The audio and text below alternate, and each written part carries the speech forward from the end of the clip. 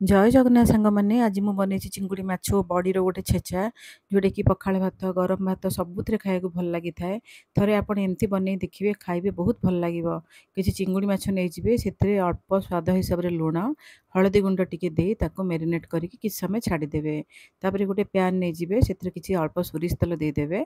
सोरिष तेल टे गरम हो गला किसी बड़ी बिरी बड़ी नहीं हल्का भाजबे। मुझे कखारू बिरी तैयारी बड़ी नहीं से सोरिष तेल टे हल्का माने गोल्डन ब्राउन कलर है पर्यंत करके भाजिकी बाहर को काढ़ीदेवे। तापर से पैन रे आउ अल्प सोरिष तेल दे तेल गरम होला परे से जो मेरिनेट करके रखिथिबे ना चिंगुड़ी आउ चिंगुड़ी को लुण हल्दी देके सेटा भाजिबे पूरा माने ताको कड़ा हबनी टिके हल्का भाजी हो गला परे ताको मध्ये बाहर को काढ़ी रखिदेवे। एक्चुअली गोटे छेचाटा तो गोटे छेचिया दरकार शिଳରେ हो हेमदस्तार हो एटा ग्राइंडिंग जार मु छेचिची माने टे दरछेचा करिची। ग्राइंडिंग जार चिंगुड़ी माछ भजा नेबे पियाज नेबे कंचा लंका से जो बड़ी भाजिक रखिथे बड़ी भजा रसुण किसी धनिया पत्र नेबे धनिया पत्र बास्ना बहुत भल आसिबो। तापरे स्वाद अनुसार अल्प लुण देबे।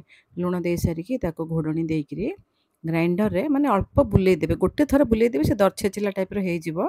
तापरे सेटा को कोन करिवे टिके अल्प सोरिष तेल टिके कंचा सोरिष तेल गुले देबे भल बास्ना आसिबो। मोर से जदि आपण मानकु भल लागिथिबो मते यूट्यूब रे सब्सक्राइब मोर फेसबुक पेज और इंस्टाग्राम रे फॉलो करि नेबे।